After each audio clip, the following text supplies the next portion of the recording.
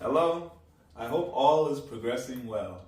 Welcome to, I don't know, we can talk about it, where we discuss myriads of topics reasonably, civilly, and responsibly. My name is Kevin Dufresne. We're going to jump right into our conversation. The first topic I want to discuss concerns AI tools within the classroom. I do think AI can be effective for learning as a tool for a particular career path. In the light of a CTE process, I think AI needs to be set aside for career purposes more so than integration within an educational atmosphere for a student's progress as a critical thinker, a researcher, a writer. I think AI having so much of a boundary in an educational atmosphere to a point of trainings about AI makes AI be in a position of precedence over traditional learning methods. I think AI is a different, seemingly, indexing system that is of a different design, not so familiar to individuals of modernity. I iterate the point again and again when in discussion about AI that AI is a portion of a bigger piece that many might be familiar with, like a search engine. The labeling and the seemingly novelesqueness of AI might confuse any unfamiliar with AI in an indexing form. Comparatively, Control F in a Word document, special coding,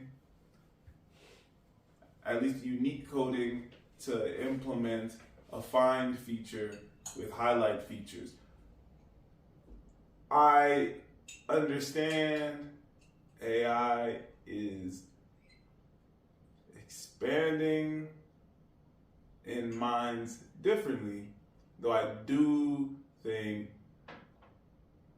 AI in the classroom procedurally is not ideal for an individual attempting to learn, to be a better learner, to be not just a better student, though a more practical individual in the world at large.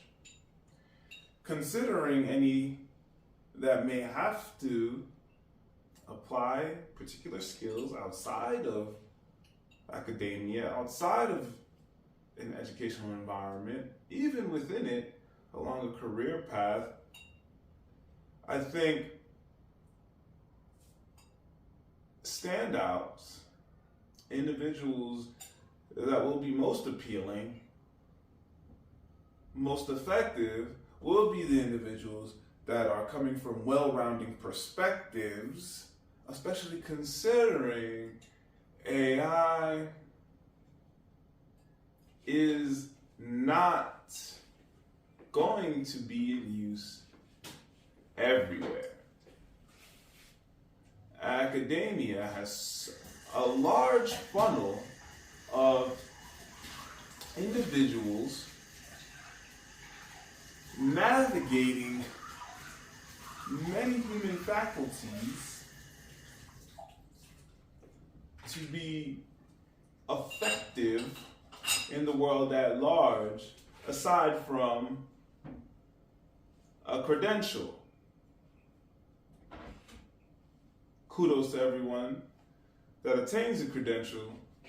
The skills are always going to be valuable. The skills that are transferable, especially. I understand the increasing awareness around AI, especially within an educational atmosphere. I like how the article brings about how particular educational atmospheres are working to have assignments complete differently. I think the case of AI is interesting because plagiarism is not new.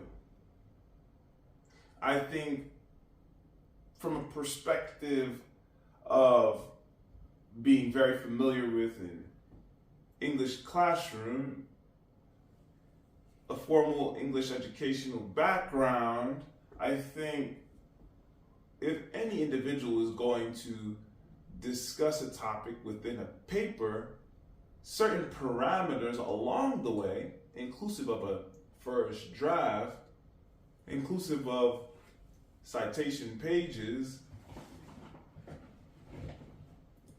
help an educator navigate whether a student may be in alignment with originality or of copying and pasting, mimicry to a plagiaristic degree. I don't find AI overwhelming at all because I do not find any of the nuances to be novel. Though I think AI may be seemingly making more apparent the necessity for not necessarily traditional forms of learning, though a return to more avenues of learning in relation to spatial development, in relation to the actual physical world that argues for physical encyclopedias and dictionaries and going to a library to loan books out for research purposes. Yes, I think the routes of which I mention are always going to be effective, and I think the internet, as helpful as one may make the internet for oneself, can also be available for one to make one's learning abilities, transferable skills, possibly run into more challenges, especially when in real world more immediate, practical, necessitating situations.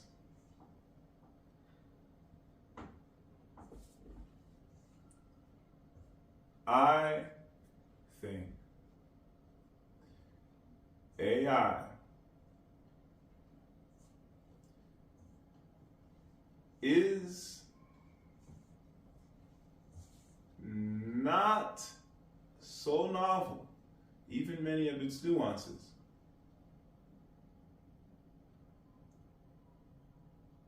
As beneficial as AI may be in a career path, in an educational atmosphere, in relation to students and educators, I think AI may be helping others to become more increasingly aware, if not already, of learning parameters that are effective in other ways to mitigate situations that may be problematic and prove challenging for one's progressions immediately as well as in the latter points of one's life. Sleep is so necessary. Anyone that doesn't get enough sleep might feel a certain way waking throughout the day. Studies vary about sleep. Some studies consider napping to be quite effective, acknowledging that perhaps 7 to 10 hours might be too much. Some studies argue that depending on one's age, a particular amount of hours is necessary. A particular amount of hours is necessary in relation to one's circadian rhythm, in relation to one's environment. There are many studies around sleep. What is most beneficial for one's well-being, I think, depends on so much.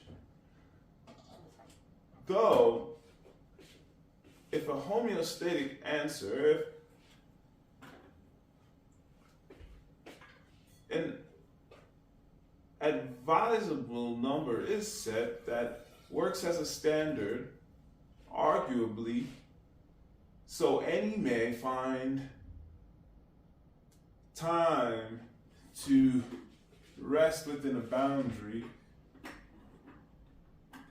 of the universe that makes sense for one's progress, then I think ideally working from that standard is going to be helpful to one helping oneself.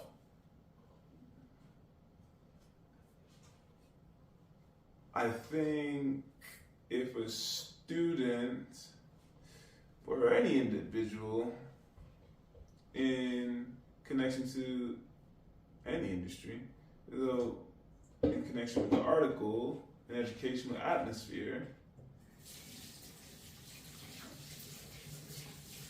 sleeping enough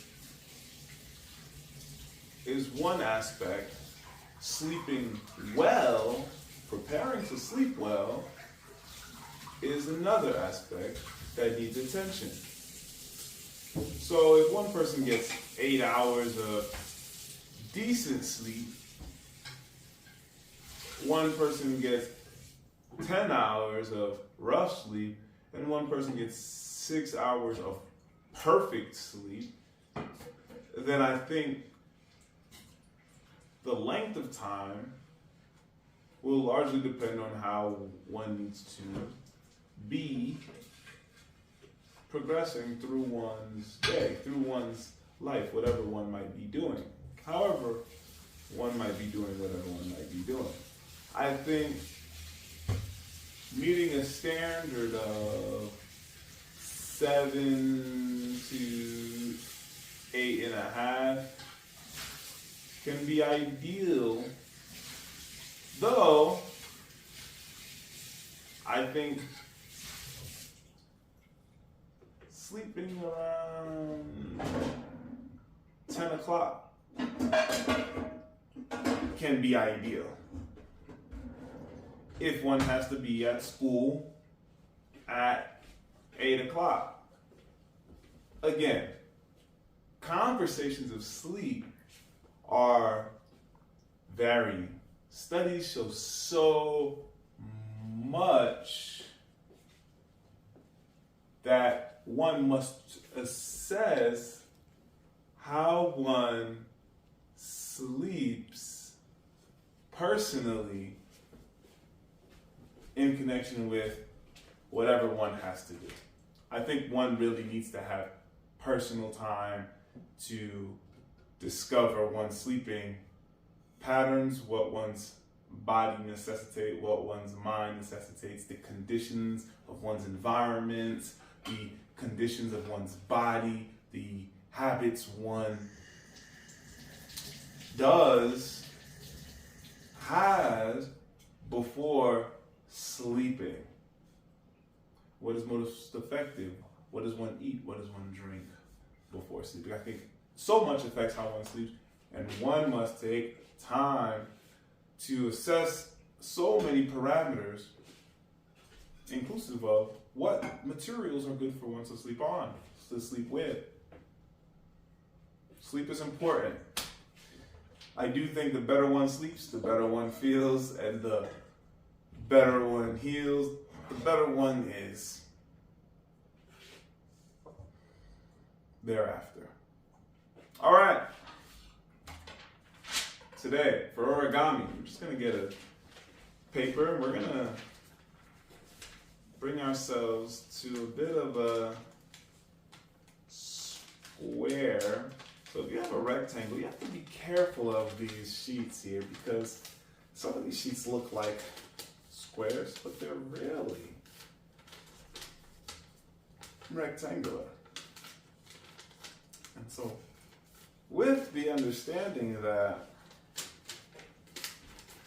we have to check for squares, we'll just open this sheet up and fold it in half. Let's take the other one and we're gonna fold it in half here as well.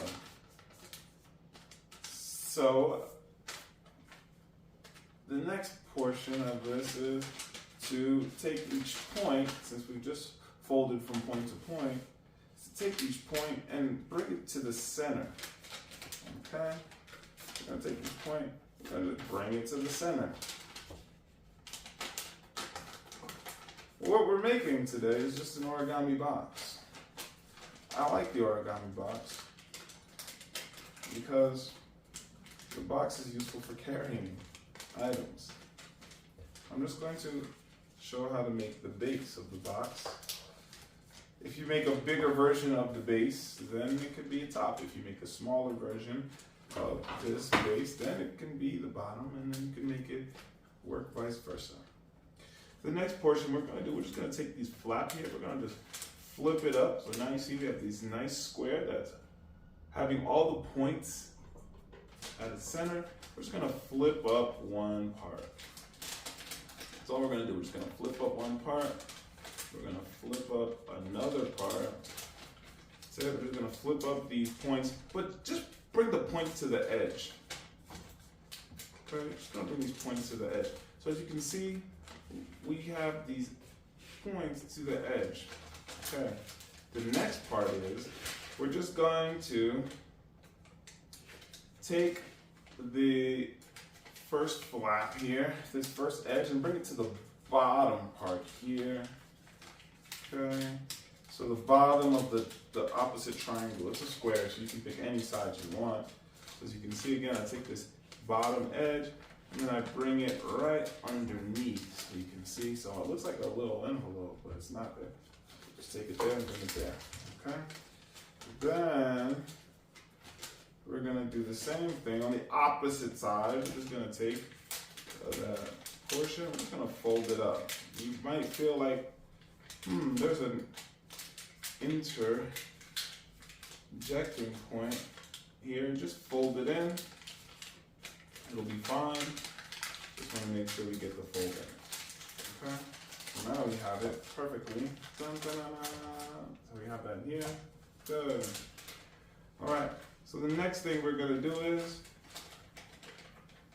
we're going to take also, now this is a little trick to make it a more of a box. Just going to take this part here, this triangle.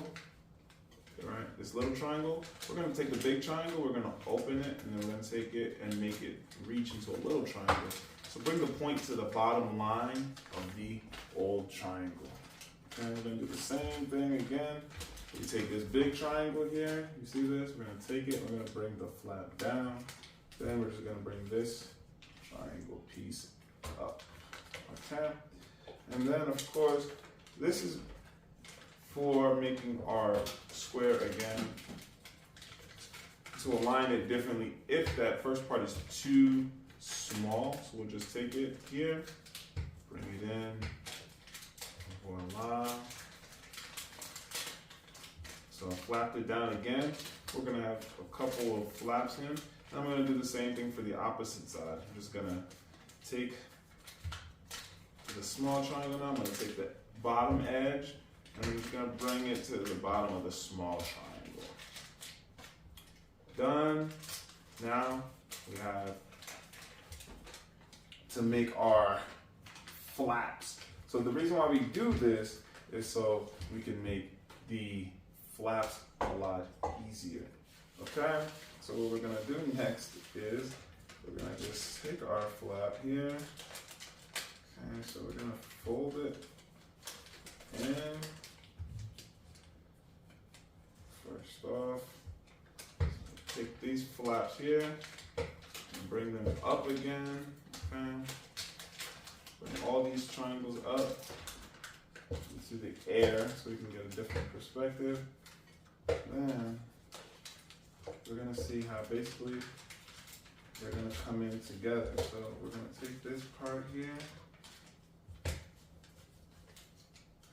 and fold it.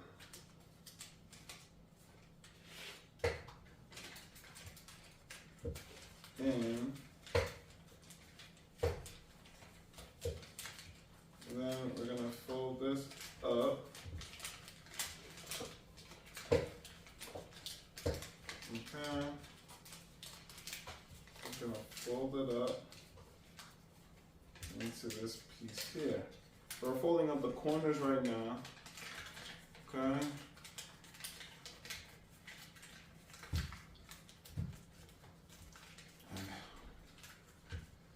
Once we have these corners folded up, you can see it's kind of be like a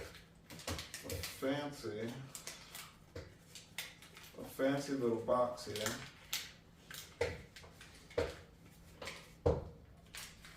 Okay, and there you have it. So I just fold out these bottom parts here. Now this is a box with some flair, okay? This is a box with some flair. But again, like I said, you got this here. And if you make a little smaller piece, you can cover it or you can put it over. And here's how it looks. Ta-da! So you have a nice little design, and then you can just put it on your desk. Boom. See? You can carry something nice in it. And you can just cater to it as you please. Now, I think this is really good for light things. You can put candy in it. It's also, like I say, decorative. So it's not just like a square or rectangle. It is pointed, star, has a very unique look, very unique design. Alrighty? Awesome. Our next topic concerns a film. So I recently watched a film. and I enjoy the film. Godzilla and Kong. I think the film is put together well. I think the film brings traditional tropes from the Godzilla films, from the Titan realm that people might be familiar with, that people resonate with. The Rampage-esque, if anyone is familiar with the video game, atmosphere is very present, and the deeper history of Godzilla, Mothra, and Kong starts to become more present as well. Now, I'm observing the film from the perspective of an individual that does not know the recent Kong films as well. I think the film as is brings a lot to discuss about human societies, native societies, what contributions particular societies may have in history, what the world can be in connectivity, the aspects of relationships and success, romance and love in contrast with romance and success, or romance and career. The aspect of adoption, of being an only mother, though recognizing the society at large that one is a part of, even as one continues to grow more increasingly aware of the society at large that one is sharing interdependently.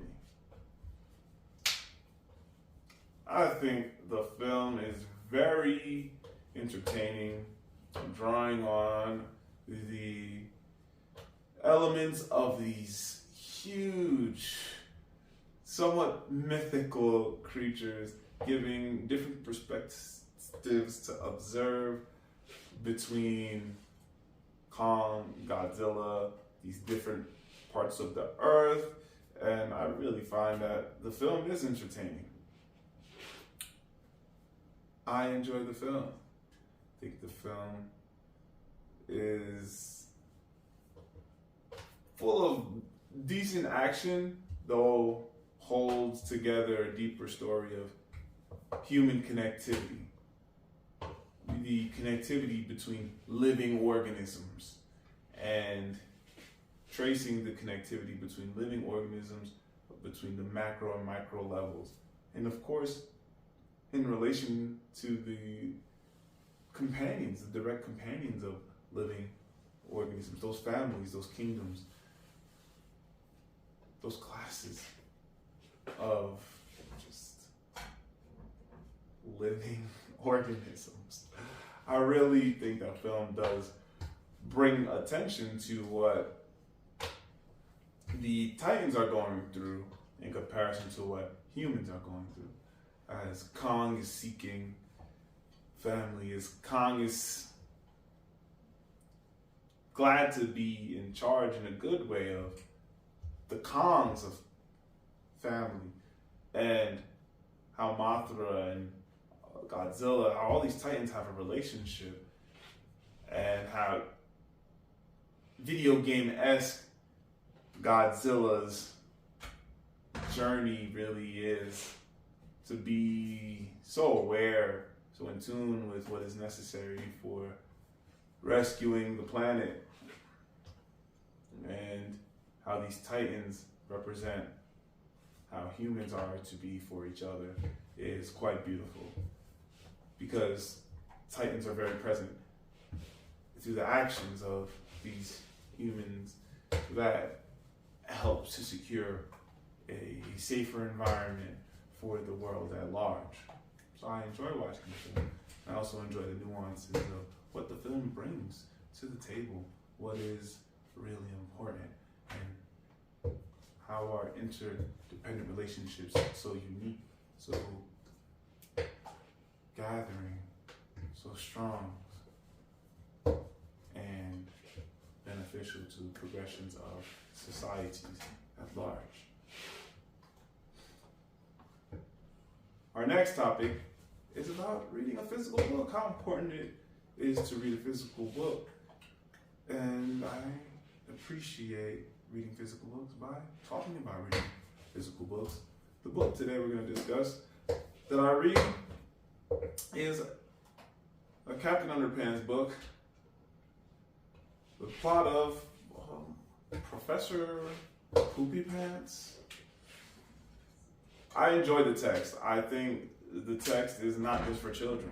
I think the story coming to my attention because of a child is very wonderful, especially because when I read the text, I'm like, wait a minute, how might one feel with a particular name, especially if a name not one chooses? And what might be a name one chooses, and how might people respond to such a name? I think positing bullying through the lenses the text offers is really helpful to feel how having a different name might be, especially if a name that a bully, let's say, may use to contact one. So I think the book offers a little game, a little puzzle for people to gravitate towards, to play, to pick one's own name. One can be one's own identifier.